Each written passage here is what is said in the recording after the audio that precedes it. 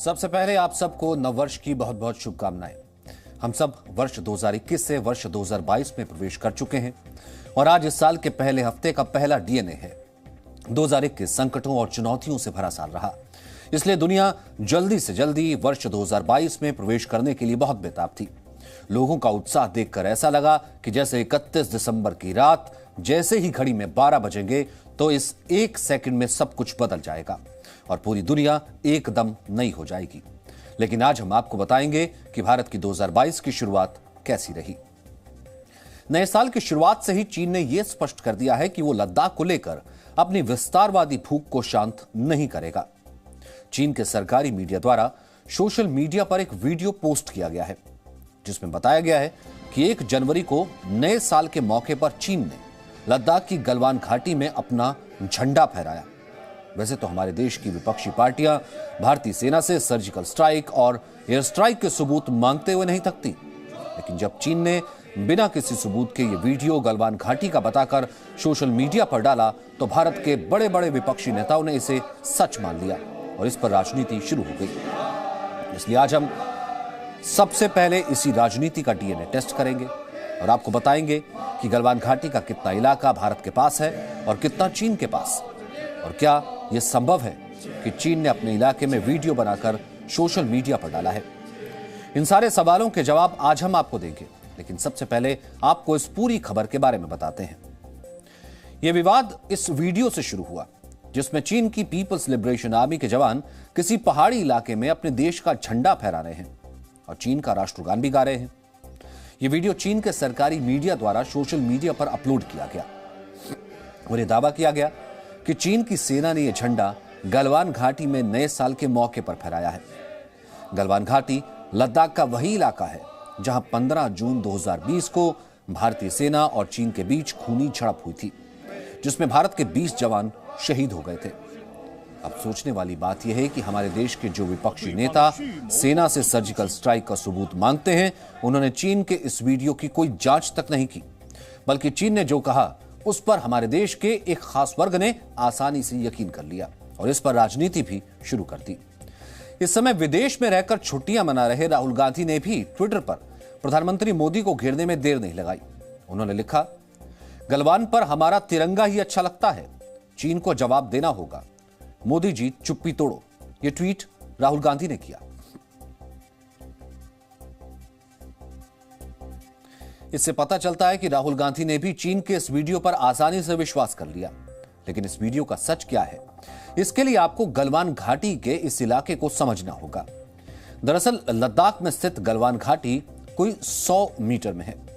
यह कोई ऐसा नहीं कि 100 मीटर में फैला हुआ इलाका है, बल्कि यह इलाका भारत से लेकर चीन के कब्जे वाले अक्साई चीन तक फैला हुआ है, जिसे आप इस नक्शे से समझ सकते हैं।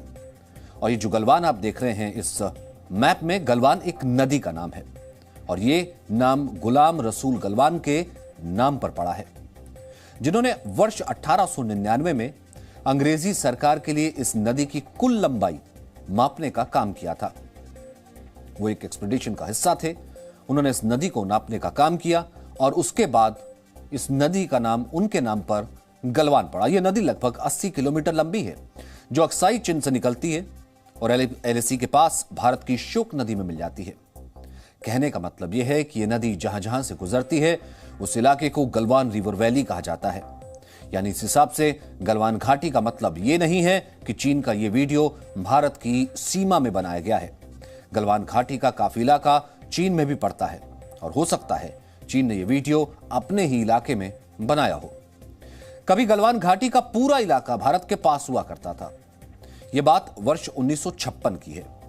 उस समय चीन ने माना था कि गलवान घाटी का यह इलाका उसके अधिकार क्षेत्र में नहीं है, लेकिन 1962 का युद्ध आते आते चीन ने भारत को जो नक्शे भेजे उसमें गलवान घाटी के अधिकांश इलाकों को अपना बताया और फिर युद्ध के बाद उसने इन इलाकों पर कब्जा भी कर लिया। यानी अगर चीन ने यह वीडियो अपने कब्जे वाली गलवान घाटी में बनाया है तो वो इलाका जवाहरलाल नेहरू के प्रधानमंत्री रहते हुए चीन ने भारत से छीन लिया था।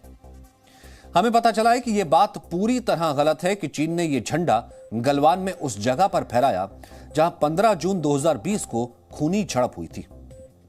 झड़प वाली इसी जगह को आप नक्शे में देख सकते हैं। इस जगह को कहते हैं PP14 यानी कि पेट्रोलिंग पॉइंट 14। यहां से श्योक नदी लगभग 8 किलोमीटर दूर है और इलाका भारत की सीमा में पड़ता है। लेकिन दूसरी तरफ का बाकी इलाका 1962 के युद्ध के बाद से ही चीन के पास है। इसलिए चीन के लिए अपने इलाके में ऐसा वीडियो बनाना कोई बड़ी बात नहीं है और वो पहले भी ऐसा कर चुका है। उदाहरण के लिए अक्टूबर 2021 में चीन ने एक वीडियो गलवान घाटी का बताते हुए जारी कर दिया था, जिसमें चीन के सैनिक गलवान हिंसा में मारे गए अपने जवानों को श्रद्धांजलि दे रहे थे।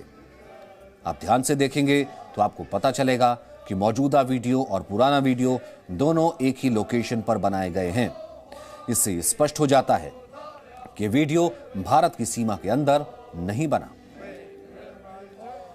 एक और बात, गलवान हिंसा के बाद भारत और चीन के बीच यह समझौता हुआ था कि दोनों देश अपनी अपनी सेना को झड़प वाली जगह से 2.8 किलोमीटर पीछे बुला लेंगे और इस समझौते का फरवरी 2021 में पालन भी हुआ। इसलिए यह बात पूरी तरह गलत है कि चीन की PLA ने भारत की सीमा में घुसकर यह वीडियो रिकॉर्ड किया। सच्चाई यह है कि वीडियो चीन का एक प्रोपेगेंडा है, जिससे वो भारत को उकसाकर उस पर दबाव बनाना चाहता है और हमारे देश के विपक्षी नेता इस काम में उसकी मदद करते हैं। यह बात हम इसलिए भी कह रहे हैं कि 1 जनवरी को LAC के पास वाले गलवान इलाके में भारी बर्फबारी हुई थी, लेकिन चीन द्वारा जारी किए गए इस वीडियो में कहीं भी बर्फबारी के निशान नहीं है और ना ही उसके सैनिक बर्फ के दौरान पहने जाने वाली यूनिफॉर्म में हैं। गलवान घाटी का इलाका समुद्र तल से 14 से 16,000 फीट की ऊंचाई पर है, लेकिन यहां चीन के सैनिक गर्म कपड़ों और दूसरे जरूरी सामान के साथ नजर नहीं आते। जबकि इसी दिन जब लद्दाख में दूसरी चौकियों के पास LAC पर भारत और चीन के सैनिक नए साल पर मिठाइयां एक दूसरे को देते हैं, तो वो गर्म मास्क दूसरी यूनिफॉर्म में दिखाई देते हैं। इससे इस बात की भी आशंका है कि चीन ने जो वीडियो नए साल के पहले दिन का बताया है, वो असल में अक्टूबर-नवंबर महीने का हो सकता है। यहां जो बात आपको समझनी है वो ये कि चीन चाहे इस तरह के प्रोपेगेंडा वीडियो जारी करे या कोई फेक न्यूज फैलाए, चीन की सरकार से उसके देश में कोई सवाल पूछने वाला नहीं है। लेकिन भारत में ऐसा नहीं है। भारत में चीन द्वारा फैलाई जाने वाली फेक न्यूज को राजनीति के टूल के तौर पर इस्तेमाल किया जाता है और विपक्षी पार्टियां मोदी विरोध के चक्कर में राष्ट्रहित से जुड़े मुद्दों की गंभीरता को भी भूल जाती हैं और इस मामले में ऐसा ही हुआ। यह वीडियो तो चीन के किसी इलाके का हो सकता है कि यह पुराना वीडियो हो, लेकिन हमारे देश में इसके सहारे राजनीति हो रही है और ये राजनीति सेना के मनोबल को कमजोर करने वाली है। Presenting B News app available on Google Play and App Store. Download it now.